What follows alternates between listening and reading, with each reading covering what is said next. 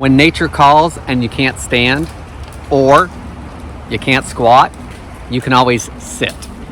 Because I was sent over this portable collapsible camping toilet, so it's a little more comfortable when things happen.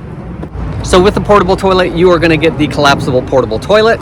You're gonna get a carrying case for it, some garbage bags, because you can also use this as a garbage can and not a toilet, and a seat cover for the seat itself. Not sure I'm gonna use this or not, but it is nice that there's a little bit of padding if needed. So this does have a handle on it. They fit right down into here. They lift up here. It does have a locking mechanism, so it's not gonna open once it's locked. The locking mechanism is right here. Lock one direction, open the other.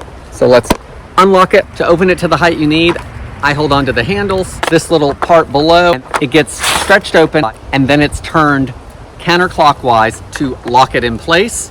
To collapse it back down, again, I just pull it out a little bit, I turn it clockwise, back down into place. Now it's not gonna open because it's locked. So let's set this up. We have locking mechanisms here to keep the lid down because this can be used as a stool as well. So I'm gonna unlock those. This lifts up. There's the seat here. I'm gonna take one of the provided bags. I'm gonna put the cushion on just for demonstration. This has a couple straps.